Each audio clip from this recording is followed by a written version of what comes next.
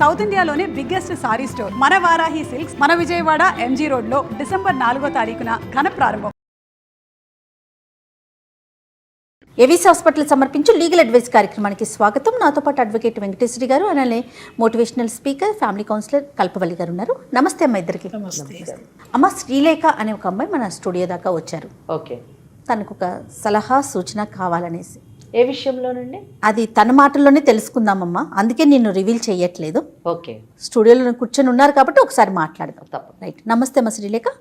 నమస్తే మేడం. నమస్తే మేడం, నా పేరు శ్రీలేఖ మేడం. నేను వికారాబాద్ నుండి వచ్చాను. అసలు నా ప్రాబ్లం ఎలా చెప్పాలో కూడా నాకు అర్థం కావట్లేదు మేడం. అసలు అది ఎట్లా చెప్పాలో కూడా నాకు తెలియట్లేదు మేడం. ఎంత ఉంటుంది? 17 సంవత్సరాలు మేడం. సో 17 అంటే మ్యారేజ్ అయితే కాలేదు? లేదు మేడం. అంటే నేను సమస్యతో ఉన్నాను అంటే ఏమైనా మ్యారేజ్ అయిందేమో, వాళ్ళ భర్తతో ఏమన్నా సమస్య ఏమో అని అనుకున్నాను. 17 years గర్ల్కి ఏం సమస్య ఉంటుంది? ఇది ఏమి ఇబ్బందికర పరిస్థితి ఏం లేదు, మేము చూసుకుంటాం. చెప్పున్నాను. నా ప్రాబ్లం అసలు ఎట్లా చెప్పుకోవాలో కూడా అది నాకు తెలియట్లేదు అసలు. ఎవరికన్నా ప్రాబ్లం వస్తే ఇంట్లో తల్లిదండ్రులు చెప్పుకుంటారు, కానీ నా ప్రాబ్లం వచ్చేసి మా అమ్మగారే. అది చెప్పినా కానీ నాకు మాటలు కూడా రావట్లేదు మేడం.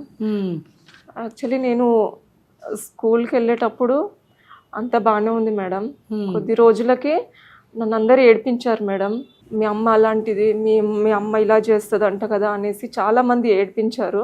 నేను అందరితో గొడవ పడ్డాను. మా అమ్మ అలా కాదు, మా అమ్మ ఇలా చేస్తుంది అలా చేస్తుంది అంటే ఏం చేసేది మీ అమ్మ? ఏం చేస్తుంది అంటే మీ అమ్మ వ్యభిచారం చేస్తుంది అంట కదా అనేసి అందరు ఏడిపించారు మేడం.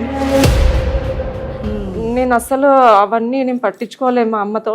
మా అమ్మ అలాంటిది కాదు, మా అమ్మ చాలా మంచిదని నేను చాలా గొడవ పడ్డాను. కానీ అందరూ ప్రతి ఒక్కరు నా ఫ్రెండ్స్ కానీ అందరూ అలా అంటూ ఏడిపిస్తుంటే నా వల్ల కాలేదు మేడం. అలా అని మా అమ్మని కూడా పోయి నేను డైరెక్ట్ గా అడగలేను. అసలు అది ఏం చేయాలో కూడా నాకు అర్థం అయ్యేది కాదు. ఎవరెవరు ఉండేవాళ్ళమ్మా మీరు? నేను మా అమ్మగారు ఇద్దరమే మేడం. ఉండేవాళ్ళు ఇంట్లో. అమ్మ, మీ నాన్నగారు ఏం చేస్తారమ్మా? నాన్నగారు లేరు మేడం. లేరంటే అసలు నేను అమ్మని కూడా అడిగాను మేడం, నాన్న ఎక్కడ అంటే నాన్న నీకు నాన్న లేరు, ఎవరు లేరు అనేసి అమ్మ అన్నది మేడం. అంటే మీ స్కూల్లో ఇప్పుడు మీరు చదువుకుంటున్నారు కదా? ఆ అమ్మ చదువు ఆపేసింది మేడం. సరే, ఆపేశారు. బట్ ఎక్కడ మటు చదువుకున్నారు? నేను 7th వరకు చదివాను. 7th మటుకు చదువుకున్నారు. చదువుకున్నప్పుడు మీ స్కూల్లోని అడ్మిషన్ తీసుకునేటప్పుడు రికార్డ్స్ లోని మీ ఫాదర్ పేరు ఉండాలి. అలా ఏమన్నా తెలుసా మీకు? లేదు మేడం, అసలు తెలియదు. చిన్నవాళ్ళు కాబట్టి 7th క్లాస్ కాబట్టి మీకు తెలియదు. అంతేనా? మీ మదర్ ఏమో ఎవరో చెప్పలేదు? లేదు మేడం. సో టోటలీ మీకు ఫాదర్ ఎవరో తెలియదు మేడం. అంతే. అప్పుడు కూడా అడగలేదు మేడం. ఇప్పుడు అందరు నన్ను ఇలా అంటుంటే ఏమని అంటున్నారు? నీకు మీ నాన్న లేడు అన్నారా? లేదు మేడం, మీ అమ్మ అలాంటిది, ఇలా చేస్తుంది, అసలు మంచిది కాదు అనేసి అందరు అంటా ఉన్నారు మేడం. నేను అలా అసలు ఎందుకు అంటున్నారు కూడా నాకు అర్థం కాక నేను పోయి మా అమ్మని అడిగాను మేడం. ఎందుకు అలా అంటారు, నేనేం చేశాను, ఎందుకు ఏడిపిస్తున్నారు అంటే మీ అమ్మ మంచిది కాదంట, అందరూ మీ ఇంటికి వస్తున్నారంట. అందరూ మగవాళ్ళు మేడం. అందరు మగవాళ్ళు వస్తున్నారు మీ ఇంటికి? అవును మేడం. అంటే బంధువులు చుట్టాలు వాళ్ళు కాదు, ఎవరో ఎవరు లేరు మేడం. అసలు బంధువులు ఎవరు లేరు. మీ మదర్ యొక్క ప్రవర్తన మగవాళ్ళతో ఏ విధంగా ఉండేది? చాలా హ్యాపీగా ఉంటుంది మేడం. వాళ్ళు హ్యాపీగా ఉండేవారు? అవును మేడం, మీ మదర్ ఏం ఉద్యోగం చేస్తారు యాక్చువల్గా? అంటే అర్నింగ్ ఎట్లా మీకు? అదంతా ఏం లేదు మేడం. నేను కూడా మామూలుగానే అడిగాను మేడం. అయితే డబ్బులు ఎక్కడ వస్తున్నాయి అంటే అందరు ఇలా వచ్చిన అంకుల్స్ అందరి దగ్గర నుండి తీసుకుంటా ఉంటది మేడం. అంటే మీ అమ్మగారి వృత్తి అది. ఎవరో ఒకళ్ళు వస్తున్నారు పోతున్నారు, చాలా మంది అంకుల్స్ వస్తున్నారని నువ్వు మీ అమ్మగారిని అడిగేదానివి కదా. సంపాదన కూడా అంటే అమ్మ ఆ రకంగానే సంపాదించే నిన్ను పెంచుతోంది, తనకు కావాల్సిన విధానాలన్నీ చూస్తుంది కదా. మరి అలా ఉన్నప్పుడు నీకెప్పుడు నువ్వు వాళ్ళని వెళ్ళి అడిగావా? ఆ వచ్చే అంకుల్స్ వాళ్ళతో మాట్లాడావా? అసలు ఏం జరిగిందో కూడా నాకు అసలు తెలియదు మేడం. ఎందుకు వస్తున్నారో కూడా తెలియదు మేడం. అంటే పగలపూటే వచ్చేవాళ్ళం, లేకపోతే రాత్రి పూట వచ్చేవాళ్ళం? ఎప్పుడు పడితే అప్పుడే వచ్చేవారు, కానీ అప్పుడు వచ్చేవాళ్ళు. ఏం జరుగుతుందో నాకు అసలు అర్థమయ్యేది కాదు మేడం. నేను చదువుకుంటూ ఉండేదాన్ని. శ్రీలేఖ, అంటే మాకు ఎగ్జాక్ట్ గా వాట్ ఈస్ హ్యాపెనింగ్ అన్నది మాకు ఎగ్జాక్ట్ గా తెలియాలి. Just we can't imagine things, అంతే కదా. ఊహించుకొని మేము ఒక నిర్ణయానికి వచ్చి మీతో మాట్లాడలేము. మీరు చెప్పే దాని ప్రకారం మీ ఇంటికి చాలా మంది మగవాళ్ళు వస్తూ ఉంటారు, మీ మదర్ వాళ్ళతోని చాలా హ్యాపీగా ఉండేవారు. ప్లస్ ఇంకోటి ఏంటంటే మీకు మీ మదర్ ఎటువంటి సంపాదన చేసేటటువంటి వృత్తి కానివ్వండి, ఉద్యోగం కానివ్వండి ఆమె చేయటం లేరు. సో మీకు డబ్బులు మాత్రం వస్తున్నాయి, మీరు అడిగేది డబ్బు ఎలా వస్తుందంటే వచ్చిన వాళ్ళు ఇస్తూ ఉండేవారు అని చెప్పారు. So do you mean to say మీరు చెప్పదలుచుకున్నది మీ మదర్ ఈ విధంగా అంటే వచ్చేటటువంటి మగవాళ్లతోని ద్వారా సంపాదిస్తుంది అని చెప్పదలుచుకున్నారా ఖచ్చితంగా, లేదా మీరు ఊహించుకొని మమ్మల్ని ఊహించుకోమంటున్నారా? లేదు మేడం, అసలు ఏం జరిగిందంటే అదంతా అయిపోయింది మేడం. తర్వాత నేను మా అమ్మని అడిగాను, ఓకే ఎందుకు అమ్మ ఇదంతా ఎందుకు చేస్తున్నావు? అప్పుడంటే నాకు అర్థం కాలే ఎందుకు ఇలా చేస్తుందో, అసలు ఆ ఏజ్లో నాకేం తెలియదు మేడం. ఓకే అయితే ఇప్పుడు అర్థమైంది. అర్థమైతే నేను పోయి అడిగాను, మేడం ఏందమ్మా ఎందుకు ఇలా చేస్తున్నావు అంటే, నీకేం తెలీదు, నా వృత్తే ఇది, నేను ఇలా చేస్తేనే కదా నువ్వు చదువుకుంటున్నావు తింటున్నావు అనేది నాకే అలా చెప్పేది మేడం. కానీ ఇప్పుడు అదంతా పక్కన పెట్టేస్తే నన్ను కూడా చదువు ఆపేసి నన్ను కూడా ఈ వృత్తిలోకి రమ్మని బలవంతం పెడుతుంది మేడం. అయ్యో రామా, ఓకే నాకు ఇష్టం లేదమ్మా అని ఎంత చెప్పినా గానీ లేదు, నా తర్వాత నువ్వే ఇది అంతా చూసుకోవాలి, ఎలాగైనా నువ్వే రావాలి, చదువు అంతా పక్కన పెట్టేసాయి, నువ్వు ఒక వయసుకు వచ్చే వరకే నేను ఇన్ని రోజులు ఎదురు చూశాను, అందుకే నేను ఇన్ని రోజులు ఏమనలేదు, ఇప్పుడు మాత్రం నువ్వు ఖచ్చితంగా వెళ్ళాలి, నేను చేసిన దారిలోనే నువ్వు వెళ్ళాలి, కాబట్టి ఎలాగన్నా నా మాట వినాలనేసి నన్ను బలవంత పెడుతుంది మేడం. నాకు ఇష్టం లేదు, నేను రాను అన్నగాని కొట్టి మరీ రూమ్లో మొత్తం పెట్టేసి లాక్ చేసేసింది మేడం.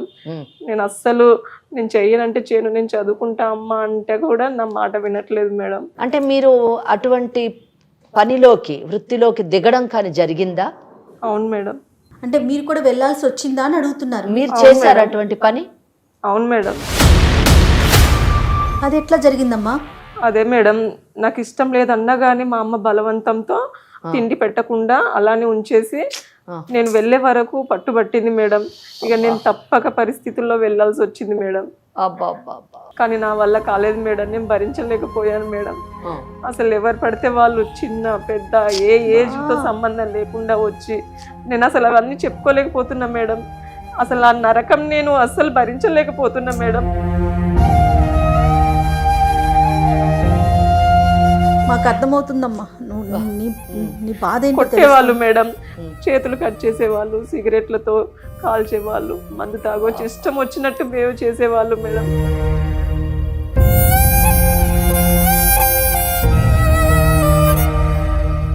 అసలు ఎందుకు బతుకున్నానా అని కూడా అనిపించింది మేడం. అని చచ్చేంత ధైర్యం లేక అసలు ఇలా బతుకున్నాను తప్ప, లేకుంటే ఎప్పుడో చచ్చిపోయేదాన్ని. జయ గారు వింటుంటేనే ఒళ్ళు జలధరించిపోతుంది నిజంగా. ఏ రోజుల్లో ఎందుకంటే ఏ కాలంలో ఉన్నాం అనిపించేస్తుందమ్మా. ఏ కాలం కాదు, ఒక్కటి మనం ఈ కేసులో చూడాల్సింది ఏంటంటే షీఈ్ ఎ మైనర్, ఒక 17 ఏళ్ల పాప, పసిపాప నిజానికి. అటువంటి పాపని ఇటువంటి వృత్తిలోకి బలవంతంగా దింపడం, అది తల్లి స్వయంగా చేయడం నిజంగా చాలా బాధాకరమైనటువంటి విషయం. అసలు మనం వింటుంటే ఎంత బాధ కలుగుతుందంటే, ఎంత ఘోష, ఎంత భరించరాని వ్యధ అని అనిపిస్తుంది. అమ్మ ఎలా భరించింది, అందులోంచి ఎలా బయటపడాలి అనేటటువంటి ఆ తపన చూస్తుంటే ఎంత బాధ వేస్తుందంటే, we must definitely do something to protect that girl అని నేను అనుకుంటున్నాను.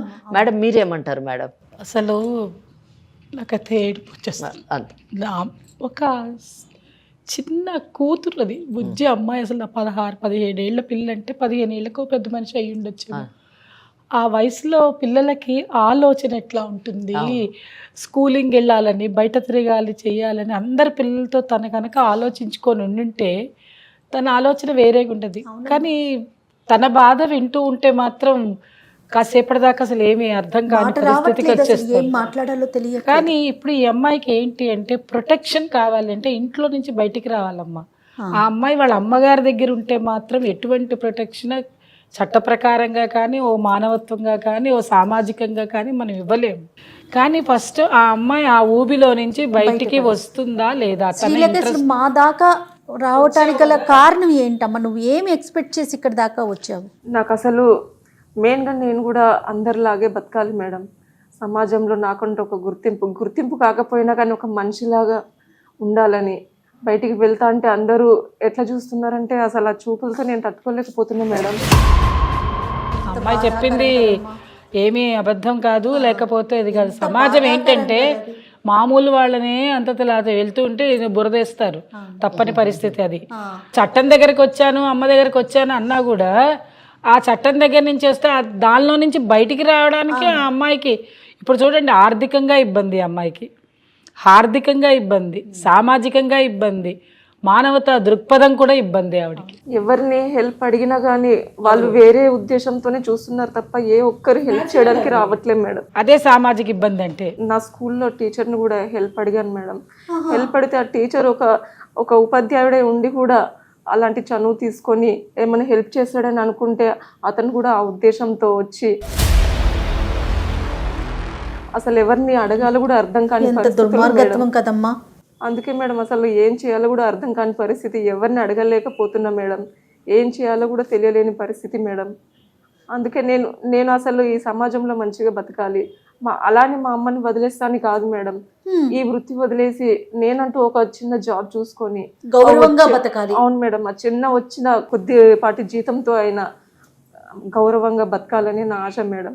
మరి అమ్మతో మాట్లాడావా, ఈ విషయం చెప్పావా? అమ్మ మనం గౌరవంగా బతుకుదాం, మనకు వచ్చింది ఏదో ఇంత తల ఒక ముద్ద చెరొక ముద్ద తిందాం అని నువ్వు ఎప్పుడన్నా చెప్పాను అంటే అయినా కానీ మా అమ్మ అస్సలు వినట్లేదు మేడం.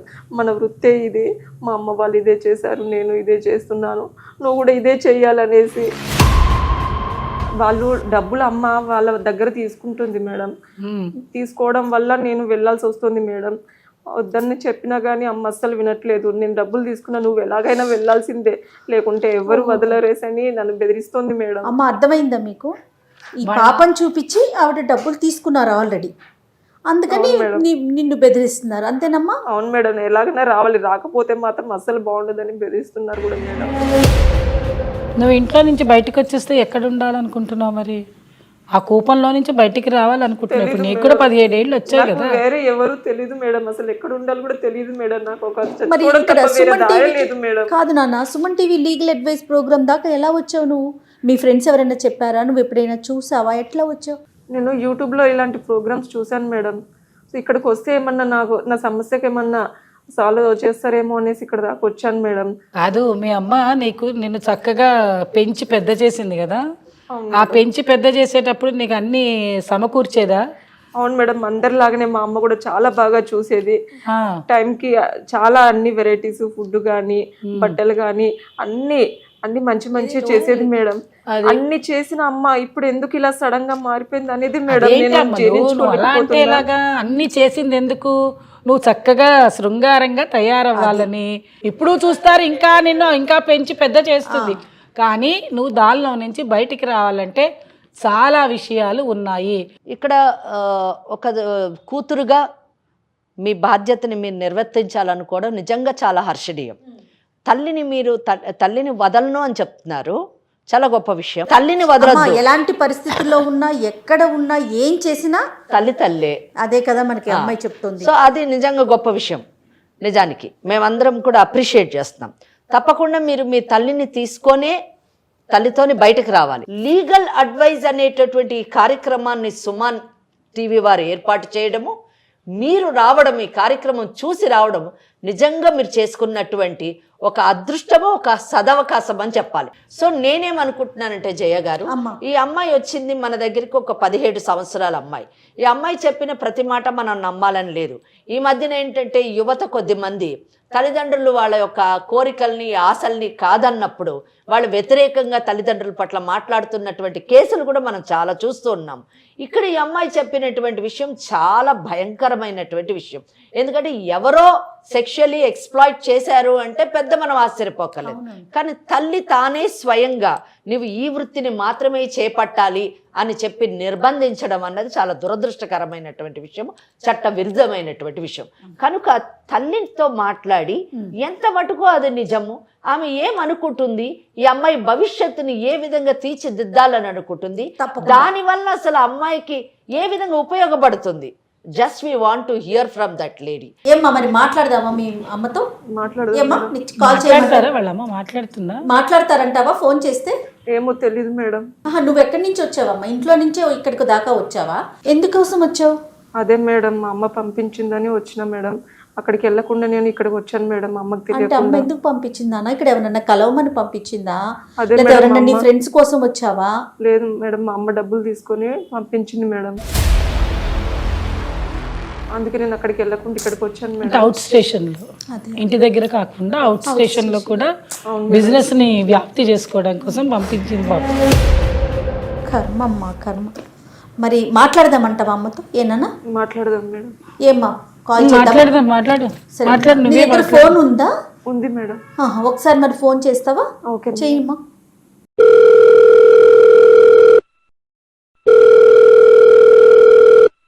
హలో హలో అమ్మా. హలో శ్రీలేఖ, అమ్మా. ఎక్కడున్నావు? 2 రోజుల నుంచి నువ్వు అసలు అమ్మ నేను హైదరాబాద్ లోనే ఉన్నా అమ్మా. ఎక్కడున్నావు? అమ్మ నేను ఇక్కడే. ఇదంతా వద్దు నాకు. నువ్వు ఈ ఫస్ట్ ఇంటికి రండి. 2 రోజులైంది నువ్వు ఇంట్లో నుంచి బయటకు వెళ్ళి. నేను చెప్పిన దగ్గరికి వెళ్ళలేదు. నువ్వు నేను ఫోన్ మాట్లాడమంటే నువ్వు మాట్లాడలేదు. అక్కడికి 2 రోజుల నుంచి నువ్వు ఫోనే లిఫ్ట్ చేయలేదు. నా ఫోను ఎక్కడికి వెళ్ళినావు 2 రోజుల నుంచి నువ్వు అసలు? అమ్మ నేను ఇక్కడికే హైదరాబాద్కే వచ్చానమ్మా. హైదరాబాద్కి వచ్చి నేను ఎక్కడికి వెళ్ళమన్నా? నేను హైదరాబాద్కి వెళ్ళి ఒక కస్టమర్ దగ్గరికి వెళ్ళమని చెప్పాను కదా. నువ్వు ఎక్కడికి వెళ్ళావు? నువ్వు చెప్పిన దగ్గరికి నేను వెళ్ళలేదమ్మా. ఎందుకు వెళ్ళలేదు? నాకు ఇష్టం లేదమ్మా. ఎందుకు ఇష్టం లేదు? నాకు వద్దమ్మా ఇలాంటివి. ఏమో నువ్వు ఏం చేద్దాం అనుకుంటున్నావు? ఎలా తిందాము, ఎలా ఉందామో, ఇద్దరం ఎలా బతుకుదాం చెప్పు. నేను ఉద్యోగం చేస్తానమ్మా, నేను చూసుకుంటానమ్మా. నేను ఏ ఉద్యోగం నువ్వు చేసేది? బయట నీకు సొసైటీ గురించి నీకు అర్థం కావట్లేదు. బయట ఎలా ఉందో నీకు తెలియట్లేదు. అసలు 2 రోజుల నుంచి నువ్వు ఎక్కడున్నావు, ఏం చేస్తున్నావు? నువ్వు ఫస్ట్ నా దగ్గరికి రా. నువ్వు లేదమ్మా. మాట్లాడదాం తర్వాత. నేను రానమ్మా. నువ్వు రావాలి. రాకపోతే ఎలా? ఇక్కడ నీ కోసం కస్టమర్స్ అందరు వెయిట్ చేస్తున్నారు. లేదమ్మా నేను రానమ్మా. నువ్వు రావాలి. నువ్వు తప్పకుండా రావాలి. వచ్చి తీరాల్సిందే. లేదమ్మా నాకు అసలు వద్దమ్మా మనం ఏం ఇలాంటివి. తిందాం, ఎలా ఉందాం? ఇప్పుడు నువ్వు ఖాళీగా కూర్చో, నేను ఖాళీగా కూర్చుంటాను. మన ఇద్దరిని ఎవరు పోషిస్తారు? లేదమ్మా నేను అడుక్కోనైనా నేను పోషిస్తానమ్మా, కానీ నేను మాత్రం ఇది చేయనమ్మా. అనుకోవడానికి కూడా ఇక్కడ ఎవరు? బయట సొసైటీ గురించి నీకు అర్థం కావట్లేదు. నేను చిన్నప్పటి నుంచి చూస్తూనే ఉన్నా. మనల్ని చూసే చూపులే వేరు, నిన్ను చూసే చూపులు వేరు. నిన్ను అడుకుంటా ఉన్నా ఇక్కడ ఎవరు ఒప్పుకోరు. ఇక్కడ లేదమ్మా నువ్వు ఇంటికి రా. ఫస్ట్ మన ఇద్దరం నేను మాట్లాడదాం. రానమ్మా. నేను వస్తాను. నువ్వు ఎక్కడున్నావు చెప్పు ఫస్ట్. నేను వస్తాను. నేనైతే రానమ్మా. హలో హలో, ఎక్కడికి రమ్మంటున్నావు? నీ బిడ్డని ఎక్కడికి రమ్మంటున్నావు? ఇప్పుడు ఆ అమ్మాయి మా దగ్గరకు వచ్చింది, సుమన్ లీగల్ అడ్వైజ్ అని మా స్టూడియోకి వచ్చి కూర్చుంది. ఇప్పుడు సుమన్ టీవీ సుమన్ టీవీ లేదు, ఏం లేదు. ఫస్ట్ నా దగ్గరికి పంపించండి మా ఇంటికి. ఏం టీవీ ఉన్నదో ఏం టీవీ లేదో ఫస్ట్ ఆ అమ్మాయిని అడుగు, చెప్తుంది ఎందుకు వచ్చిందో. తనకి ఏం తెలుసండి? చిన్నప్పటి నుంచి పెంచింది, పెద్ద చేసింది, చిన్నప్పటి నుంచి చదివించింది అన్ని నేనే. తనకి ఏం తెలుసు? ఇప్పుడు చిన్నపిల్ల తను ఏం చెప్తే అది వింటది. అమ్మా సబిత గారు నమస్తే అమ్మా. ఇది లీగల్ అడ్వైజ్ అనే ప్రోగ్రాము సుమన్ టీవీలో జరుగుతా ఉంది. ఈ ప్రోగ్రామ్ కి మీ పాప వచ్చింది. ఒకసారి వినండి అమ్మా. మీరు చెప్పడమే కాదు, మీరు చెప్పే మాట ఒకసారి వినండి కొంచెం. పాప మా స్టూడియో దాకా వచ్చింది. నాతో పాటు మోస్ట్ సీనియర్ అడ్వకేట్ వెంకటేశ్వరి గారు, అలానే ఫ్యామిలీ కౌన్సిలర్ కల్పవల్లి గారు ఉన్నారు. తన బాధ మొత్తం పుట్టినప్పటి నుంచి ఇప్పటి వరకు ఆ పసిపిల్ల పడుతున్న బాధ మొత్తం మాకు చెప్తా ఉంది. దానికి సంబంధించి మీతో మాట్లాడుతున్నామమ్మా. మీరు కొంచెం ఓపికగా మాట్లాడాలి. అంతేగాని మీరెవరు మేమెవరు కాదు. మీ దాకా లేదు సమస్య, మీ ఇంట్లో సమస్య కాదు. ఇది బయటకు వచ్చేసింది ఈ సమస్య. చిన్నప్పటి నుంచి నేను అలానే పెరిగానండి. తనని అలానే పెంచాను. ఇప్పుడు మీరు మధ్యలో వచ్చారు లీగల్ అడ్వైజర్ అది ఇది అంటే మీకు తిండి పెట్టారా అండి? మాకేమన్నా? మేము ఎలా పెరిగామో అలానే తనని కూడా పెంచాము. కాదమ్మా, ఇష్టాలతో పని లేదా? అంటే మీ తాతల నాడు ఏం జరిగిందో ఇప్పటికీ అదే జరగాల తల్లి? ఇష్టాలు తుంచి కూర్చుంటే మాకు తిండి ఎవరు పెడతారండి? మీరు ఒకసారి అందులో నుంచి బయటికి వస్తే తిండి ఎవరు పెడతారు, ఎట్లా పెడతారనే తెలుస్తుంది. మీకు వినడానికే ఓపిక లేకపోతే ఇంకా ఆ అమ్మాయి జీవితం ఏం బాగు చేస్తారు మీరు? చెప్పండి. కాదమ్మా, మీరు అంటున్నారు మీ జీవనోపాధి కోసం మేము ఈ పని చేస్తున్నాం అంటున్నారు. మీకు జీవనోపాధి కావాలంటే ఎన్నో చోట్ల ఎన్నో ఉన్నాయి తల్లి. మీరు అసలు వినండి. ఎందుకు చెప్తున్నామంటే ఇప్పుడు మీరు పాడైపోవడం అమ్మా, మీకు అర్థం కావట్లేదు. ఈ వృత్తి వల్ల మీరు ఇబ్బంది పడడమే కాదు, మీ అమ్మాయిని ఇబ్బంది పెట్టడమే కాదు, అక్కడికి వచ్చేటువంటి వాళ్ళకు కూడా ఇబ్బందే, వాళ్ళ కుటుంబాలు కూడా పాడైపోతాయి. అది ఫ్యామిలీలు ఉన్నప్పుడు మా దగ్గరికి ఎందుకండి రావడం వాళ్ళు? అదే చెప్తున్నానమ్మా. వాళ్ళు మీ దగ్గరికి వస్తున్నారంటే మరి మీ వృత్తి కావాలని మీరే అంటున్నారు కదా. మాకు డబ్బులు మా కావాలి, పొట్ట మా కూలి పిల్లలు కోసం మేము పోషించుకోవాలి, ఏదో వృత్తి మాకు చేసుకుంటున్నాం ఇది ఈ అండి. వృత్తే మాకు బాగుందని తప్పదు. చెప్తున్నారు వాళ్ళని కదా ఎవరు మీరు. రమ్మన్నారు? ఇక్కడ ఉండేటువంటి సమస్యని మీరు అర్థం చేసుకోవటం లేదు. మీరు ఇందాక ఏమన్నారు, మాకు ఎట్లా డబ్బులు కావాలి, మమ్మల్ని ఎవరు సాస్తారు, మాకు అన్నం ఎవరు పెడతారు, మేము ఎట్లా మాకెవరు ఉద్యోగాలు ఇస్తారు, మాకు ఈ వృత్తే బాగుందని మీరు అంటున్నారు. మీకు వృత్తికి రావాలి అంటే అవతల ఉండేటువంటి వాళ్ళు వస్తేనే కదా అవుతుంది. వాళ్ళ కుటుంబాలన్నీ చెడిపోవటం లేదా, వాళ్ళ ఆరోగ్యం వాళ్ళ ఆరోగ్యాలన్నీ చెడిపోవటం లేదా, అందరికి సమాజం మొత్తం పాడైపోవటం లేదా, మీరు పాడైపోతారు, రేపు మీ ఆరోగ్యాలు కూడా పాడైపోతాయి. ఎన్నాళ్ళు ఉంటుంది శరీరం అన్న తర్వాత, ఎన్నాళ్ళు ఉంటుందమ్మా? ముక్కు పచ్చలారని చంటి బిడ్డని పాడు చేసేసి ఆ అమ్మాయి ఆరోగ్యాన్ని కూడా పాడు చేసేస్తున్నారు. పిల్ల ఎంత 16 ఏళ్ళు శారీరక 17 ఏళ్ళ ఇబ్బంది పిల్లకి ఆ అమ్మాయి కూడా ఆరోగ్యం పాడైపోతుంది. అసలు మీరు ఏమనుకుంటున్నారు అంటే మీ ఆరోగ్యం పాడైపోయినా ఏమి ఇబ్బంది లేదు, ఆ అమ్మాయి ఆరోగ్యం పాడైపోయినా ఇబ్బంది లేదు, మీకు మాత్రం డబ్బులు కావాలి. ఎవరండి మా దగ్గరికి ఏం డబ్బులు కావాలి? డబ్బుల కోసం రేపొద్దున అమ్మాయికి రాని అనారోగ్యం వస్తే, చెప్పేది వినమ్మా, రాని అనారోగ్యం ఏదైనా రాకూడని అనారోగ్యం వస్తే ఎవరు ఇస్తారు నీకు డబ్బులు? ఎవరు ఆ అమ్మాయిని బాగు చేయిస్తారు? ఆ అమ్మాయి సర్వైవ్ అవ్వగలుగుతుందా? నువ్వు సర్వైవ్ అవ్వగలుగుతావు? ఇవన్నీ ఆలోచనలు నీకు రావటం లేదా? ప్రపంచంలో ఉండే వాళ్ళందరి దగ్గర డబ్బులు ఈ రకంగానే సంపాదించుకుంటున్నారా? ఎంతమంది కష్టపడి సంపాదించుకోవట్లేదు? ఎంతమంది కాయ కష్టం చేసి పని చేసుకొని బతకట్లేదు? 4 ఇళ్లల్లో పని చేసుకొని బతకటం లేదు? ఎంతమంది లేరమ్మా? అటువంటివన్నీ నువ్వు మర్చిపోయి ఈ వృత్తి చేస్తే నాకు డబ్బులు వస్తాయన్న మాట మాత్రం నేను ఖండిస్తున్నానండి జయ గారు. 100% కరెక్ట్ కాదమ్మా. ఏదో చెప్తున్నారు, చెప్పండి అమ్మా సబిత గారు. ఈ వేదాంతాలన్నీ నాకు చెప్పొద్దండి. మా అమ్మాయి నా దగ్గరికి పంపించండి. నాకు నా బిజినెస్ ముఖ్యం. మీరు ఇదంతా నాకు చెప్పొద్దు. మా దగ్గరికి వచ్చి కస్టమర్స్ ఇవన్నీ తెలియకనే వస్తున్నారా మా దగ్గరికి? అసలు నువ్వు అమ్మవేనా తల్లి? అసలు నిన్ను ఏమైనా నోటి నుంచి మాట, అసలు నిజంగా ఈ పిల్ల నువ్వే కన్నావా? ఎవరైనా పోతుంటే ఇచ్చా? అసలు నాన్న ఎవరంటే కూడా ఆ పిల్ల చెప్పుకోలేని పరిస్థితిలో ఉంది. ఆ అమ్మాయి నాన్న ఎవరు, ఆ అమ్మాయికి ఐడెంటిటీ ఏది? ఇదే బాగుందంటే ఎన్నాళ్ళు చేస్తుంది ఈ ఉద్యోగం? ఈ వృత్తి చేయాలంటే ఎన్నాళ్ళు? ఆ అమ్మాయికి వయసున్న నాళ్ళు చేస్తుంది. తర్వాత ఆ అమ్మాయి పరిస్థితి ఏంటి? అసలు నువ్వు ఇట్లా అమ్మవేనా? అమ్మలాగా మాట్లాడుతున్నావు. అమ్మకు అమ్మ అనే పదానికి విలువ లేకుండా చేసేసింది. ఇక మాతృదేవోభవ ఏముంది ఇంకా? మాకు ఈ వృత్తిలో నాన్నలు భర్తలు ఉండరు. మాకు ఎవరు ఉండరు ఇక్కడ. మాకు కడుపు పోషణ కోసమే మేము ఇదంతా వృత్తి చేస్తున్నాం. ఇదంతా నాకు అనవసరం అండి. నా కూతుర్ని నా దగ్గరికి పంపించండి ఫస్ట్. అమ్మ ఏంటమ్మా ఇంత దారుణంగా మాట్లాడుతుంది ఆవిడ? అసలు ఆవిడ తల్లేనా? ఆడపిల్లని తీసుకొచ్చి ఆడపిల్లని పాడు చేసి, ఇంకా పైగానేమో ఆ పిల్ల ఇక్కడ దాకా వస్తే మా ఇంటికి పంపించు ఇక్కడ మీరెవరని అడగండి. అవునండి, నేను చెప్పాను నేను తల్లినని. తనేం నా సొంత కూతురు కాదు. తనని తన తండ్రి డబ్బు కోసం నా దగ్గర వదిలేసి వెళ్ళాడు. చిన్నప్పుడు నన్ను కూడా మా అమ్మాయి వీళ్ళ దగ్గర వదిలేసి వెళ్ళింది. మేమేం సొంత కూతుర్లం కాదు. ఆమె తనేం నాకు సొంత కూతురు కాదండి. ఇంకెవరు చెప్పారు తన సొంత కూతురని? ఆమె చెప్తారా మాకు తెలిసింది? తెలుసా? నాకు తెలియదు మేడం. నాకు సొంత ఇప్పుడే కూతురు తెలిసింది మేడం. కాకపోయినా తనని చిన్నప్పుడు పెంచి పెద్ద చేసి మంచిగా అంటే ఈమె కూడా ఒక పిల్లల్ని కొనుక్కొచ్చుకుంటుంది అనమాట. పిల్లల్ని తెచ్చుకొని పిల్లలతోటి వ్యాపారం చేస్తుంది. మేడం మీరు ఇది ప్లీజ్ నోట్ దిస్ పాయింట్. పిల్లల్ని తెచ్చుకోవడం ఏంటో, తెచ్చుకున్న తర్వాత ఈ పిల్లల్ని పెంచి పెద్ద చేసింది వ్యాపారం. మీరు వ్యాపారం అన్నది ఇది మా సొంత మా ఇష్టం అండి. ఇది వ్యాపారం ఎందుకు కాదు మరి? డబ్బుతో కూడిన ప్రతిదీ వ్యాపారమే. నువ్వు వ్యాపారం చేయడానికి వస్తే కదా పిల్లల్ని పెంచి పెద్ద చేసావు, లేకపోతే ఊరికే చేస్తావు. ఎవరో పిల్ల పోలే అసలు విషయం బయట పెట్టావు. ఎవరో పిల్లని తీసుకొచ్చి నీ దగ్గర ఉంచుకున్నావంటేనే వ్యాపారం చేయడం కోసం పెట్టుబడి పెట్టావు ఆ పిల్లకి. అంతేగా అమ్మా, నువ్వు నా సొంత అమ్మ కాదవా అమ్మా? నిన్ను సొంత కూతురు కాకుండా నిన్ను వదిలేసానా? చదివించి పెంచి పెద్ద చేసి ఇంత దాన్ని చేశానే. నీకు ఎప్పుడైనా కానీ అనిపించలేదా ఈ అమ్మని ఎలా మోసం చేయాలనిపించింది నీకు? నాకు ఇంట్లో నుంచి చెప్పకుండా ఇంట్లో నుంచి ఎలా వెళ్ళాలి? వెళ్ళిపోతా మేడం. ఎక్కడికమ్మా? కూర్చో. అట్లాంటి వాళ్ళ కోసం నీ జీవితం పాడు చేసుకుంటే ఎట్లా? ఆమె చేసిన పనికి ఇంకా నువ్వు జీవితం కూడా పాడు చేసుకుంటావు. ఇప్పటికన్నా కళ్ళు తెచ్చుకుని బయటకు వచ్చావు. సమాజం అయిపోయింది. ఇప్పుడు సమాజంకి అయిపోయింది. ఎవరైతే ఆవిడ చక్కగా ఒప్పుకుంటోంది, తను చెప్పినవన్నీ వింటోంది.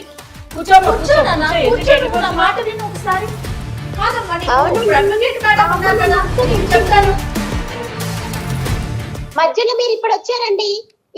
ఇవన్నీ చెప్పి తన జీవితాన్ని నాశనం చేయకండి. అమ్మ మేమేం చెప్పలేదు తల్లి. సబిత గారు మొత్తం మీరే చెప్పుకున్నారు. మేమేమి చెప్పలేదు. మీకేం తెలుసండి? రేపొద్దున తినడానికి తిండి లేకపోతే మీరు పెడతారండి మాకేమన్నా తిండి? పెడతాం రామ్మా. నీ వృత్తి మానేసి వచ్చేస్తావా? ఏం మాట్లాడుతున్నావు? ఇందా నుంచి ఇదే మాట ఇంతమంది చెప్తున్నా కూడా. దామ్మా కూర్చో, నువ్వు కూర్చో, నువ్వు అట్లా వెళ్ళిపో, మాకు కూర్చో. మేడం ఉన్నారు, మాట్లాడతారు. మా పిల్లని మా దగ్గర పంపించండి. కాదమ్మా, మీరు పెడతారా అంటది ఏంటమ్మా? పెడతాం, రమ్మనండి. మరి ఆ వృత్తి మానేస్తుందా అడగండి. ఎంతమందికి పెడతారు మీరు పిండి? ఎంతమందికి పెడతారు? బయట ఇలాంటి వాళ్ళు చాలా మంది ఉన్నారు సొసైటీలో. ఓకే అమ్మా, ఓకే, నువ్వు చెప్పిన ప్రతి మాటని మేము ఒప్పుకుంటున్నాము, సరేనా? ఇప్పుడు మేము చెప్పేది కాస్త ఓపిక్గా ప్రశాంతంగా వినడానికి ప్రయత్నించు. నీకు అందులోని ఏమైనా నీకు అనుకూలంగా అనిపిస్తే ఉంటే తప్పకుండా నువ్వు చెప్పి మేము ఆమోదిస్తాము. ఒకవేళ నీకు అనుకూలంగా లేదనుకో, నువ్వు చెప్పింది వినాలి. ఒకవేళ వినలేదనుకో, వినేటట్టు చేస్తాం. సో నేను వెంకటేశ్వరి అని లాయర్ని. నేను మీ అమ్మాయి మా దగ్గరికి లీగల్ అడ్వైస్ సుమన్ వారు నిర్వహించేటటువంటి కార్యక్రమానికి వచ్చింది. నేను ఇటువంటి వృత్తిని నిర్వర్తించలేను, నేను చెయ్యలేను, నన్ను కాపాడండి మేడం, నాతో పాటు మా అమ్మను కూడా రక్షించండి, ఈ వృత్తిలోంచి బయటికి తీసుకొచ్చి మా అమ్మను నాకు ఇచ్చి మేమిద్దరము స్వేచ్ఛగా స్వాతంత్రంగా గౌరవంగా బ్రతకాలి అని చెప్పేసి ఆమె కోరుకుంది. సో ఇక్కడ సబిత, చెప్పండి మేడం. నువ్వు చెప్పిన ప్రతి మాట నేను జాగ్రత్తగా విన్నాను. నిజం చెప్పాలంటే మీరు మాట్లాడిన మాటలు విన్న తర్వాత కూడా నా హృదయం ద్రవించింది. నిజమే, ఒక మనిషి బ్రతకడానికి సభ్య సమాజంలో చాలా కష్టపడాల్సి వస్తుంది, చాలా పనులు చేయాల్సి వస్తుంది. అంటే ఒక గుప్పడి అన్నం సంపాదించుకోవడానికి మనం ఎన్నో పనులు చేసి సంపాదించుకుంటాం, కానీ ఆ చేసేటటువంటి పని గౌరవప్రదంగా ఉండాలి, సమాజం ఆమోదించేటట్టుగా ఉండాలి. రెండో విషయం ఏంటంటే, ఒక గుప్పడి అన్నం సంపాదించుకోవడానికి మనం నాశనం అయిపోతూ ఇతరులను కూడా నాశనం చేసేటటువంటి అధికారం మనకు ఉందా లేదా అన్నది కూడా మనం గమనించాలి. ఇక్కడ ఇందాక మీ మాటలన్నీ వింటున్నప్పుడు జయ మేడం ఒకటి అన్నారు, ఇటువంటి బిజినెస్ అనేటటువంటి పదం చాలాసార్లు ఆ పదం వినిపించింది. ఇది మా వృత్తి అని చెప్పి మీరు అన్నారు, వ్యాపారం అని అన్నారు, మళ్ళీ అన్నారు మమ్మల్ని ఎవరు చూస్తారండి అని అన్నారు, ఇది వదిలేస్తే మేము ఎలా బ్రతకాలండి అని అన్నారు. మీ అమ్మాయితో మాట్లాడేటప్పుడు మనకు తిండి ఎవరు పడతారు, సమాజం ఇలాగే చూస్తుంది, వాళ్ళు చూసేటటువంటి చూపులు ఇలాగే ఉంటాయి అని చెప్పి అన్నారు. వీటన్నిటిని నేను ఏకీభవిస్తాను. సమాజం ఎవరిని ఎలా చూడాలో అలాగే చూస్తుంది. మీరు మొదటి నుంచి ఈ వృత్తిని చేపట్టారు కాబట్టి మిమ్మల్ని అలా చూస్తుంది. అదే మీ అమ్మాయిని మీరు ఒక మంచి పొజిషన్లో నిలబెట్టుంటే ఆ అమ్మాయిని అలాగే సమాజం చూసేది. ఇవన్నీ చెప్తారు, మేము ఇప్పుడు వెళ్ళి ఎలా బతకాలి మేడం బయటికి వెళ్ళి? ఓకే ఓకే, ఆ విషయంలో మాట్లాడదాం. మమ్మల్ని ఎలా చూస్తుందో మీకు తెలుసు కదా మేడం. 100% తెలుసమ్మా. అమ్మా సమాజం ఏమి యాక్సెప్ట్ చేయదు. సబిత మీరు నేను చెప్పాను ఇందాకే, మొదట మాట్లాడేటప్పుడే చెప్పాను, మీ యొక్క బాధని నేను అర్థం చేసుకోగలను. మాటలు చెప్పడం చాలా సులువే, నేను కాదని చెప్పను. కానీ మీరు చేపట్టినటువంటి వృత్తి మీ ఇష్టంతో మీరు చేపట్టడం వేరు, అవసరం కోసం చేపట్టడం వేరు, మీ అవసరం కోసం ఇంకొకళ్ళు బలవంతం చేయడం వేరు.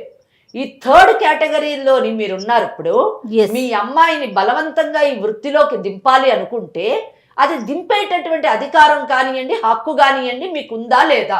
ఎందుకంటే అందరూ మాట్లాడుతున్నప్పుడు ఒక మాట అన్నారు, మీ అమ్మాయి లేచి వెళ్ళిపోయి నాకు అక్కర్లేదు మేడం, ఆమె నా తల్లే కాదన్న విషయం ఇప్పుడు తెలిసిన తర్వాత ఇంకా నేను ఎందుకు అని ఆమె వెళ్ళిపోతుంటే జయ మేడం ఒకటి అన్నారు, ఇది ఇప్పుడు నీ సమస్య కాదమ్మా, ఇది సమాజానికి సంబంధించినటువంటి సమస్య అన్నారు. 100% అది కరెక్ట్ మేడం. తనని నా కూతురు కంటే ఎక్కువ పెంచుకున్నాను మేడం. 100% అమ్మా, పెంచుకున్నావు కాదని ఎవరన్నారు? పెంచుకున్నావు. దేనికి పెంచావు? 17 ఏళ్ళు 16 ఏళ్ళు వచ్చిన తర్వాత నీ అవసరం తీర్చుకోవడానికి పెంచావు. నీ అవసాన దశలోని నీ యొక్క జీవితం వెళ్ళగక్కడానికి నువ్వు పెంచావు, అంతేగాని అమ్మాయి మీద ప్రేమతో నువ్వు పెంచలేదు. సొంత కూతురు కంటే ఎక్కువ చూసుకున్నాను. అవునమ్మా, సరే నువ్వు ఇదే మాట మీద ఉండాలి సబిత. సొంత కూతురు కంటే ఎక్కువ చూసుకున్నారు కదా, ఒకవేళ మీ సొంత కూతురు అయితే ఇలాగే చేస్తారా చెప్పండి మేడం?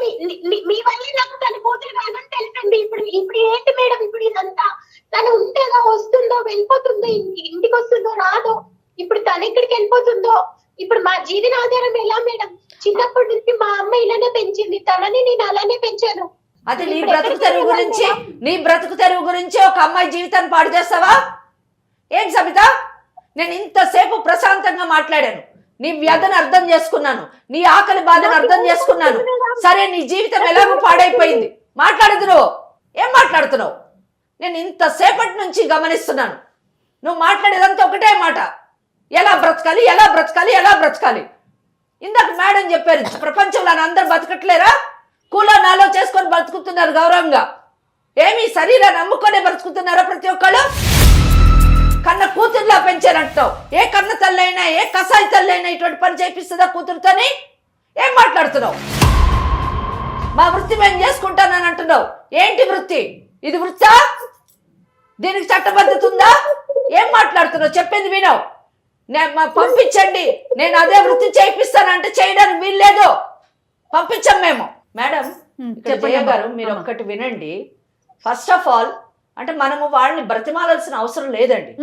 ఒక స్టేజ్ మటుకు కొన్ని కేసుల్లోని మనం బ్రతిమాలతాం, సరైన సక్రమ మార్గంలో పెట్టడానికి ప్రయత్నం చేస్తాం, కౌన్సిలింగ్ చేస్తూ ఉంటాం. ఇక్కడ ఇంతసేపు మీరు కానివ్వండి లేదా కల్పవల్లి గారు కానివ్వండి మాట్లాడుతూ ఎంతో నచ్చ చెప్పడానికి ప్రయత్నించారు. ఆ మొత్తం సారాంశంలోనే ఆమె ఒకటే చెప్తుంది, నేను సొంత బిడ్డలా పెంచాను, మాకు తిండి ఎవరు పెడతారు, నేను ఇలాగే బ్రతికాను, నా తల్లి ఇలాగే పెంచింది కాబట్టి నేను ఇలాగే పెంచి ఇలాగే వృత్తిలో పెడతాను. ఖుషి అండి. సమాజం కూడా తెలుసుకోవాల్సింది ఏంటంటే, ఇటువంటి వృత్తుల్లోకి దింపేటటువంటి ఆడవాళ్ళు కానీ ఎవరైనా కానీ తెలుసుకోవాల్సింది ఏంటంటే, మహిళని ఒక భోగ వస్తువులాగా చూడడానికి వీలు లేదు. మహిళని గౌరవప్రదమైనటువంటి ఒక మనిషిగా ట్రీట్ చేయాలని చట్టం 1986వ సంవత్సరంలోని prevention of immoral traffic act అని చెప్పేసి ఒక చట్టాన్ని తీసుకు. ఎందుకంటే మహిళల్ని ఇలాగా అమ్మి వారి శరీరంతో వ్యాపారం చేసేటటువంటి ఒక దుర్గంధమైనటువంటి నిన్ను మాట్లాడొద్దని చెప్పాను నేను. నీ కూతురు పంపించాలా నిన్ను జైలుకి పంపించాలో చెప్తాను విను. నువ్వు డిసైడ్ చేసుకో. నీ కూతుర్ని పిలిపించుకొని ఇదే వృత్తిలో కంటిన్యూ చేస్తావా, లేదా నువ్వు నోరు మూసుకొని మారి నీ కూతురుతో నిన్ను పోషిస్తా అంటుంది మర్యాదగా మంచి జీవితం జీవిస్తావా నిర్ణయం తీసుకో. జయ గారు ఇక్కడ ఏంటంటే కొన్ని చట్టాలని అంటే మహిళని ఎక్స్ప్లాయిట్ చేయకుండా ఉండడానికి, దోచుకోకుండా ఉండడానికి, మహిళ గౌరవప్రదమైనటువంటి జీవితాన్ని జీవించడానికి కొన్ని చట్టాలను తీసుకొని రావడం జరిగింది. మహిళలు నిజం చెప్పాలంటే ఈ అమ్మాయి పెంచబడినటువంటి ఒక మహిళ చేతిలోని నిజానికి ఎక్స్ప్లాయిటేషన్ కి గురైంది. అవునమ్మా. కానీ మనం అల్లారు ముద్దుగా పెంచుకునేటటువంటి బిడ్డలను సైతం ఎత్తుకొని వెళ్ళిపోయి ఈ వృత్తిలోకి బలవంతంగా దింపుతున్నటువంటి కేసులు మేము కోకొల్లలు చూస్తూ ఉంటాం. అది ఎంత దయనీయం అండి. నిజంగా మన కడుపును పుట్టినటువంటి బిడ్డలు, మనం హక్కును చేసుకొని పెంచినటువంటి బిడ్డల్ని ఎవరో ఎత్తుకెళ్ళిపోయి ఏదో రెడ్ లైట్ ఏరియాస్లో అమ్మేసి వాళ్ళని 10 మంది 100 మంది మృగాల్లాంటి మగవాళ్ళు దోచుకుంటుంటే వినడానికి కానివ్వండి అసలు తలుచుకుంటేనే హృదయం ద్రవించిపోతుంది. 1986లోని ఒక చట్టాన్ని తీసుకొచ్చారు, ప్రివెన్షన్ ఆఫ్ ట్రాఫిక్ యాక్ట్ అని చెప్పేసి తీసుకురావడం జరిగింది. అయితే దీని తర్వాత ఇంకా దీన్ని కఠినంగా ఇంకా పగడ్బందీగా తీసుకురావాలని అది పీటా అయితే సీత అనేటటువంటి యాక్ట్ని తీసుకొచ్చింది. అది ఫస్ట్ యాక్ట్ 1986లో ప్రివెన్షన్ అయితే second act suppression of human trafficking act. అంటే ఇటువంటి చర్యలు అంటే ఇటువంటి వృత్తులు చేపట్టినటువంటి సంస్థలను కానివ్వండి మనుషుల్ని కానివ్వండి సప్రెస్ చేయాలి, ఇటువంటి వాటిని సప్రెస్ చేయాలి అని సీత అనేటటువంటి యాక్ట్ని తీసుకురావడం. అయితే ఇక్కడ కేటగిరీస్ చేశారు. ఇది ఒక పెద్ద డిబేటబుల్ సబ్జెక్ట్ నిజం చెప్పాలంటే. అంటే ప్రాస్టిట్యూషన్ అన్నది అంటే వ్యభిచారం అన్నది, మనం వ్యభిచారమే అనాలి పదాన్ని. ఈ వ్యభిచారం అన్నటువంటిది లీగలైజ్డా నాన్ లీగలైజ్డా అన్నది ఇక్కడ మెయిన్. అంటే ఇక్కడ క్వశ్చన్ మార్క్. కానీ భారతదేశంలో ఉన్నటువంటి చట్టము కంప్లీట్గా అది లీగలైజ్డ్ అని చెప్పదు, లేదా కంప్లీట్గా నాన్ లీగలైజ్డ్ అని చెప్పదు. ఎక్కడ మటుకు లీగలైజ్డ్, ఎక్కడ మటుకు నాన్ లీగలైజ్డ్. అంటే ఒక వ్యక్తి తన ఇష్టానుసారముగా తనకు అనుకూలంగా తన ఆనందానికి తన బ్రతుకు తెరివికి ఈ వృత్తిని కానీ చేపడితే అది లీగలైజ్డ్గా కన్సిడర్ చేస్తుంది. కానీ ఒక వ్యవస్థ పరంగా, ఒక సామాజిక పరంగా, ఒక ఇన్స్టిట్యూషన్ పరంగా ఇది వృత్తిని చేపడితే అది ఇల్లీగల్గా కన్సిడర్ చేస్తుంది.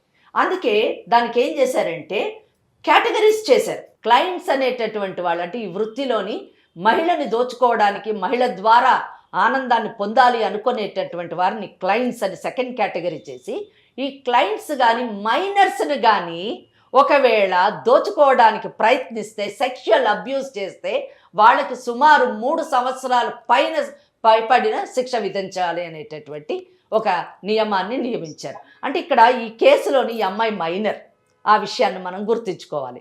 అంటే ఏ క్లయింట్ అయినా వచ్చి ఈ అమ్మాయిని కానీ ఈ వృత్తిలోని ఆ అమ్మాయిని సెక్షువల్ అబ్యూజ్ చేస్తే వాడికి ముందు 3 సంవత్సరాల శిక్ష పడేటటువంటి అవకాశం ఉంది. అది కూడా ఏంటి, పబ్లిక్ ప్లేస్లో చేయకూడదు, న్యూసెన్స్ క్రియేట్ చేయకూడదు. సో ఇది సెకండ్ కేటగిరీ. ఇంకా థర్డ్ కేటగిరీ వచ్చినప్పుడు పింప్స్ అన్నారు. అంటే లవ్ చేస్తున్నానని చెప్పేసి, ప్రేమిస్తున్నానని చెప్పి ప్రేమికులు అమ్మాయిని, ఆ ప్రేమికురాలిని ఈ వృత్తిలోకి దింపి వారి ద్వారా ఆదాయాన్ని పొందడము, లేదా ఎవరైనా కానీ అమ్మాయిల్ని లేదా మైనర్స్ని కానివ్వండి, మేజర్స్ని కానివ్వండి, ఆ వృత్తి ద్వారా సంపాదించి వాళ్ళు బ్రతుకుతూ ఉంటే వాళ్ళకి 7 సంవత్సరాలు పైగా శిక్ష పడేటటువంటి అవకాశం ఉంది. ఆ థర్డ్ కేటగిరీలో కూడా ఈ సబిత పడుతుంది. మేము ఇలాగే బ్రతుకుతామండి, మేము వాళ్ళు డబ్బులు ఇవ్వాలండి, వాళ్ళు ఇస్తేనే మేము బ్రతుకుతామంటే వాళ్ళందరూ ముందు జైలుకి వెళ్తారు. సెకండ్ కేటగిరీ కేటగిరీ ప్రకారము ఈమె ఈ అమ్మాయిని ఉపయోగించుకొని డబ్బు సంపాదిస్తే ఆమె జైలుకి వెళ్తారు. అమ్మ అది ఇప్పుడు మైనర్ లో ఉంది, రేపు మేజర్ అయినా కూడా అది వర్తిస్తుంది. దాని ఫోర్త్ కేటగిరీ మీకు ఇటువంటి వృత్తులు చేసేటటువంటి సంస్థలు నడపడం అన్నది ఫోర్త్ కేటగిరీ. అంటే ఈమె నిజంగా అటువంటి సంస్థని నడుపుతుంది. అంటే ముందు తను చేసింది, ఈరోజు తను కడుపును పుట్టిన బిడ్డ కాదని తేలిపోయింది, ఇంకొక అమ్మాయిని తెచ్చుకొని ఆ వృత్తిని చేస్తుంది. కాబట్టి దాన్ని మనము యూజువలీ బ్రోతల్ హౌస్ అంటాం. అంటే షీఈ్ ఆల్మోస్ట్ ఫోర్త్ కేటగిరీ. నేను చెప్పింది కాదు, ఇది చట్టం చెప్పింది, యాక్ట్ చెప్పినటువంటి. ఈ బ్రోతల్ నడుపుతున్నటువంటి వారికి ఆల్మోస్ట్ 10 సంవత్సరాలు శిక్ష పడేటటువంటి. అయితే బ్రోతల్లోని మళ్ళీ కండిషన్స్ పెట్టారు. తమకిష్టం లేకుండా ఎవరినైనా నిర్బంధించి ఆ నిర్బంధనలోని సెక్షువల్ అబ్యూస్ కానీ గురి చేస్తే వాళ్ళకి చేయించినటువంటి వాళ్ళకి ఆల్మోస్ట్ 10 సంవత్సరాల పైన శిక్ష పడేటటువంటి అవకాశం ఉంది.